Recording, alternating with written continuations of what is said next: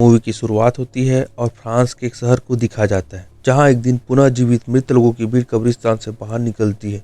वे चुपचाप सड़क पर सीधे चलने लगते हैं। शहर के लोग इन्हें देखकर हैरान हैं। जैसे ही भीड़ बढ़ती है, इस मामले पर चर्चा के लिए टाउन काउंसिल की बैठक बुलाई जाती है। वे भी आम लोगों की तरह परेशान हैं। मेयर ने बताया कि इस समय पूरी दुनिया एक ही सिचुएशन का सामना कर रही है और कोई नहीं जानता कि मृतकों का वापस जीवन में आने का कारण क्या है। प्रारंभिक अनुमान है कि दुनिया में 70 मिलियन से अधिक पुरुष और महिलाएं पुनः जीवित हो चुके हैं और गिनती अभी भी जारी है। अकेले उनके शहर में ही लगभग 13,000 लोगों की जान में जान आई है। करीब 2 घंटों तक शवों का कब्रिस्तान से बाहर निकलने का सिलसिला चलता रहा। लौटने वालों में वे पुरुष और महिलाएं भी शामिल है जिनकी मृत्यु 10 वर्ष पहले हुई थी।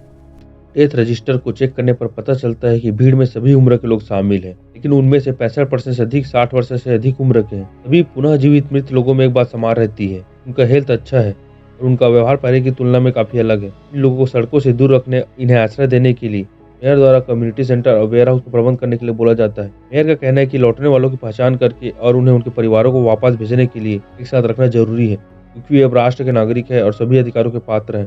काउंसिल का कहना है कि उन्हें 3 से 6 महीनों के लिए ऐसी सुविधाओं में वापस लौटने वालों को रखना होगा। बैठक को खारिज कर दिया जाता है। जल्द ही शयन गृह तैयार किया जाना शुरू हो जाता है, जहां व्यक्तियों को उनके लिंग और उम्र के अनुसार रखा जाता है। पुनः जीवित लोगों में मेयर की पत्नी मार्था भी है। कोई उसे मेयर के पास लाता है, लेकिन वह उसे मिलने के लिए मना कर देता है और उसे घर भेज देता है। टाउन काउंसिल का सदस्य है सम, जिसने कुछ साल पहले अपने 6 साल के लड़के सिल्वन को खो दिया था। वह और उसकी पत्नी वेरोनिक बच्चे की तलाश में सेंटर में जाते हैं। रास्ते में वे कई लौटे लोगों को देखते हैं जिनका टेस्ट और देखभाल किया जा रहा है। वापसी करने वाले इमोशनलेस दिखाई देते हैं, क्योंकि वे दूर से घूरते हैं, बातचीत में शामिल नहीं होते तब तक कि उन्हें पहले से किसी के द्वारा संपर्क नहीं किया जाता। इसम ऑफिसर्स को सिल्वेन की तस्वीर दिखाता है, जो उन्हें वेट करने के लिए बोलता है। उन्हें यह भी कहा जाता है कि अगर वे तैयार नहीं है तो वे या तो बच्चे को घर ले जा सकते हैं या सेंटर में ही छोड़ सकते हैं। जब बच्चा अपने माता पिता के सामने आता है तो वे हैरान रह जाते हैं। सीन मेयर के घर में बदल जाता है, जहाँ वह अपनी मृत पत्नी से मिलता है। वह ऐसे काम करती है जैसे कभी गई ही नहीं और उसे पूछती है कि उसे देर क्यों हुई है। इसी बीच इसम की कोर का रचेल अपने घर में जो कुछ भी रहा उसे डिस्टर्ब है। उसके हस्बैंड मैथ्यू की 2 साल पहले कार दुर्घटना में मृत्यु हो गई थी। उसने पहले ही उसकी मृत्यु को स्वीकार कर लिया है, इसलिए उसे समझ नहीं आ रहा है कि मैथ्यू को फिर से एक्सेप्ट करना चाहिए या नहीं। अगले दिन ऑफिस में इसम राचेल को बताता है कि उसका बेटा बिल्कुल वैसा ही है जैसा मृत्यु के पहले था। वह ऐसा काम करता है जैसे कुछ भी नहीं बदला। वह राचेल से यह भी पूछता है कि क्या वह मैथ्यू को घर लाने की योजना बना रही है, लेकिन राचेल ने उसकी बात को टाल दिया। टाउन काउंसिल की कुछ दिनों बाद फिर बैठक हुई। वे अब फ्यूचर में बेरोजगारी और आवास की समस्या को लेकर चिंतित हैं। इसके अलावा वापसी करने वाले धीमे हैं और वे अच्छी तरह से बात नहीं करते हैं, जिसका अर्थ है कि वे उतने एफिशिएंट नहीं है जितने पहले थे। काउंसिल यह भी बताती है कि पुनः जीवित लोग उन समस्या से गुजर रहे हैं जो एक गंभीर सदमे के बाद देखे जा सकते हैं, जैसे भटकाव, नींद में अशांति और भटकना, लेकिन किसी अजीब कारणों से उनके बॉडी फंक्शन को कोई नुकसान नहीं पहुंचा है। फिर हमें मैथ्यू को दिखाया जाता है, जो आर्किटेक्ट के रूप में अपनी जॉब पर लौट आया है। हालांकि वो अपने काम पर सुस्त रहता है और तभी बोलता है जब लोग उससे पहले बात करते हैं। राचेल ने भी उसे खोजने की कोशिश नहीं की है। जल्द ही काउंसिल के लिए एक और समस्या खड़ी हो जाती है, जब वापसी करने वाले रात में जंगल की ओर चलना शुरू कर देते हैं। रिसर्चर्स का मानना है कि वे एक परिचित जगह की तलाश कर रहे हैं, या सिर्फ मरने का दर्दनाक अनुभव हो सकता है। इस समस्या को हल करने के लिए गार्डेट नाम के एक डॉक्टर ने मेडिसिन तैयार किया है, जो केवल वापसी करने वाले लोगों पर काम करता है। वह सेंटर में सुरक्षा गार्ड को जंगल में भटकने से उन्हें रोकने के लिए ट्रेन करता है। सोते हुए लोगों को ऑब्जर्व करते हुए डॉक्टर ने मैथ्यू कपड़े पहने और बाहर जाते हुए देखा। सुरक्षा गार्ड बताता है कि वह हर रात ऐसा करता है और अपने काम पर चला जाता है। डॉक्टर को यह सब अजीब लगता है और वह मैथ्यू का पीछा करता है। वहाँ वह वापसी करने वालों को एक साथ मीटिंग करते हुए देखता है। गार्ड के मुताबिक वे ऐसा रोज करते हैं। एक दिन राचेल काम से घर लौट रही थी। उसने देखा कि मैथ्यू उसके पीछे पीछे चल रहा है। दोनों बात नहीं करते हैं और बस घर चले जाते हैं। मैथ्यू के व्यवहार को देखकर डॉक्टर गार्डेट उसका पीछा करता है। राचेल अभी भी अपने पति के आसपास रहने से कंफर्टेबल नहीं है, इसलिए वह अपने कमरे में आराम करने का बहाना करती है। फिर हमें दिखाया जाता है कि मेयर मार्था को परिवार के सदस्यों से मिलाने के लिए एक पार्टी का आयोजन करता है। हालांकि रात में खाने के बीच वह बात करना बंद कर देती है और जंगल की ओर चली जाती है। उसके केयर टेकर का कहना है कि वह पूरे दिन यार्ड में घूम रही थी। मेयर अपनी पत्नी का पीछा करता है और उसे वापस टेबल पर लाने की कोशिश करता है, लेकिन वह बिना बोले चलती रहती है। इसी बीच रात में राचेल मैथ्यू के पास आती है और उनके बीच बातचीत शुरू होती है। बात करते करते वे एक दूसरे के पास आ जाते हैं और एक दूसरे को किस करने लगते हैं। दोनों लिविंग रूम में जाकर इंटीमेट हो जाते हैं, जबकि डॉक्टर खिड़की से उन पर नजर रख रहा होता है।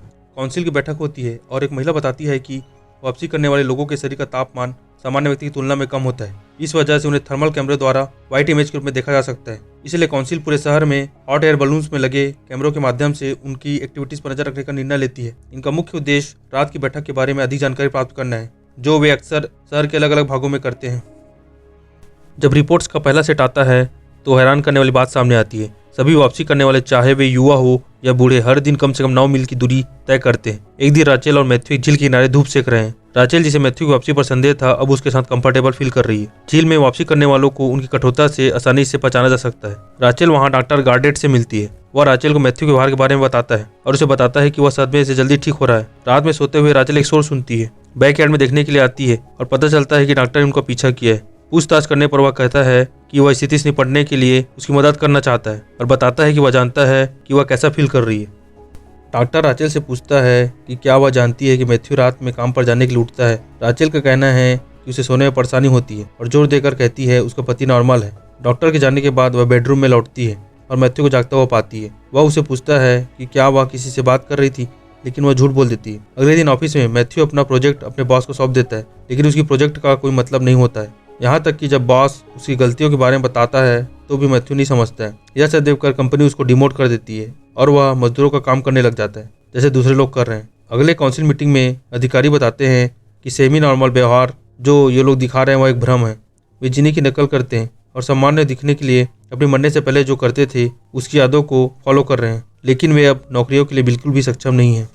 रात में मैथ्यू राचेल को बताए बिना कपड़े पहनकर अपने काम पर चले जाता है। इस बार डॉक्टर सुनता है कि वापसी करने वाले अपनी बैठकों में किस बारे में बात करते हैं। उन्हें देखकर ऐसा लग रहा था कि वे शहर के नक्शे और शहर के आसपास के क्षेत्रों के बारे में बात कर रहे हैं। इसी बीच बच्चा सिल्वेन आधी रात को उठता है और बाहर निकलने के लिए दरवाजा को खटखटाता है। उसके माता पिता उसके लिए चिंतित है। स्कूल ने उन्हें सिल्वेन को कहीं और ले जाने की सूचना दे दी है क्योंकि वह दूसरे बच्चों को डराता है। उसकी माँ यह कहते हुए रोती है कि वह बस इतना चाहता है कि वह उनसे दूर भाग जाए। इसी प्रकार मेयर की पत्नी मार्था भी कूदकर भागने की कोशिश करती है, लेकिन मेयर उसे रोक देता है।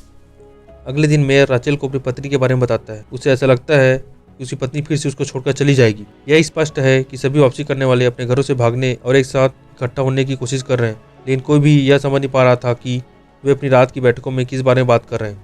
राचेल उस दिन डॉक्टर गार्डेट के पास जाती है और उसे पूछती है कि वह मैथ्यू को वापस सामान्य होने में कैसे मदद कर सकती है, लेकिन डॉक्टर का कहना था कि वह उसे कभी भी वापस नहीं ला सकती जैसे वह मरने से पहले था। डॉक्टर उसे मैथ्यू की एक क्लिप भी दिखाता है जिसमें कहा गया है कि वह 2 हफ्ते पहले राचेल से मिला था, जबकि वह 2 साल पहले मर चुका था। राचेल अपने पति को वापस पाने की सभी उम्मीदों को खो देती है और उसे याद करते हुए लौटती है। फिर हमें दिखाया जाता है कि सुरक्षाकर्मी मैथ्यू और अन्य लोगों को खेत में पाता है और उन्हें जाने के लिए कहता है।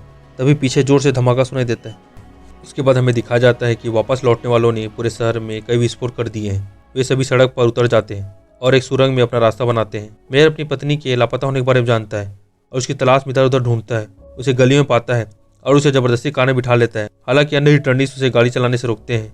मार्था मेयर से पूछती है कि क्या वह थक गया है। जब वह जवाब नहीं देता है तो वह पूछती है कि क्या वह उनसे जुड़ना चाहता है। उसने महसूस किया कि वह मौत के कगार पर है।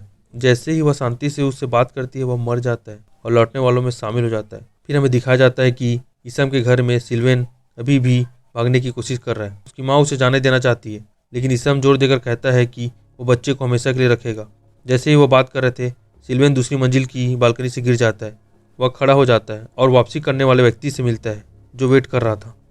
विस्फोट के गुस्से में सेना भी लौटने वालों पर एक स्पेशल केमिकल से अटैक करती है। कुछ लोगों को सुरंगों में ले जाने के बाद मैथ्यू राचेल के पास आता है। वह उसे सब कुछ बताता है जो उसकी घातक कार दुर्घटना के दिन हुआ था। उसे याद है कि उनका झगड़ा हुआ था और वह गुस्से में अपनी कार ले गया था। जब वह घर लौटा तो राचेल गायब थी, इसलिए वह उसकी तलाश में गया। यह जानते हुए कि दुर्घटना के दिन मैथ्यू उसकी तलाश कर रहा था, राचेल फुट फुट कर रोती है। वह सुरंगों में उसका पीछा करती है, अंधेरे में गायब होने से पहले उसको किस करती है। सुबह सैन्य गाड़ियां वापस लौटने वालों के शरीर को हटा देती है। अंतिम सीन में शव को कब्रिस्तान में उनकी कब्र के ऊपर रखा जाता है और वे धीरे धीरे गायब हो जाती है।